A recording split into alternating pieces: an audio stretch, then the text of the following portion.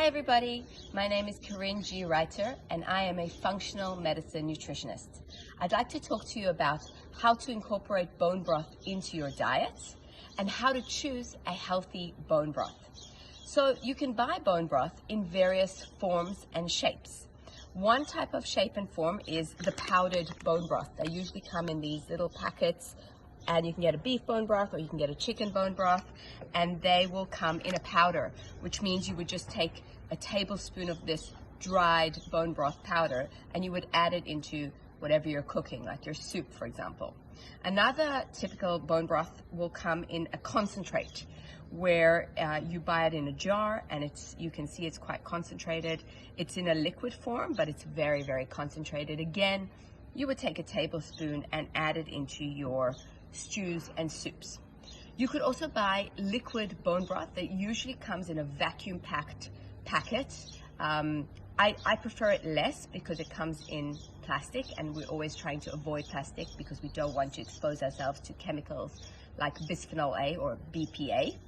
And also you can make your own bone broth, and we will attach a recipe to this post so that you have the recipe for both beef bone broth and chicken bone broth so that you could make that at home.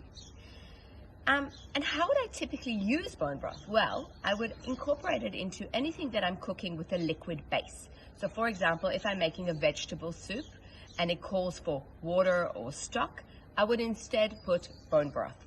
If I'm making rice or quinoa or any type of grain that I'm cooking, I would incorporate bone broth into the water of what I'm cooking.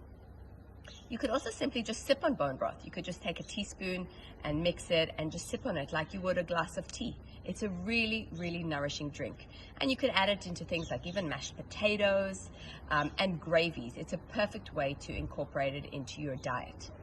Now, when you're choosing a bone broth, it's really important to focus on a few very important tips.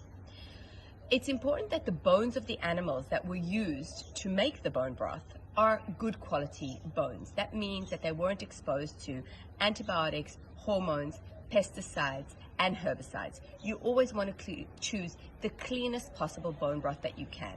So when you're choosing, for example, a beef bone broth, make sure that it says the words grass-fed. And when you're choosing a chicken bone broth, look for the words pasture-raised, hormone-free, and antibiotic-free, preferably organic where possible.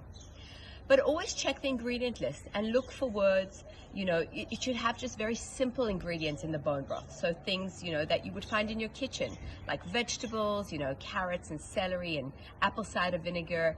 And you would also look for, obviously, the bones. You really want to try avoid things like MSG, monosodium glutamate, sugar, preservatives, and all kinds of other fake ingredients. So I really encourage you to look at the ingredient list and make sure you're choosing the best possible bone broth, or you could always make your own with our recipe below. Thank you. That's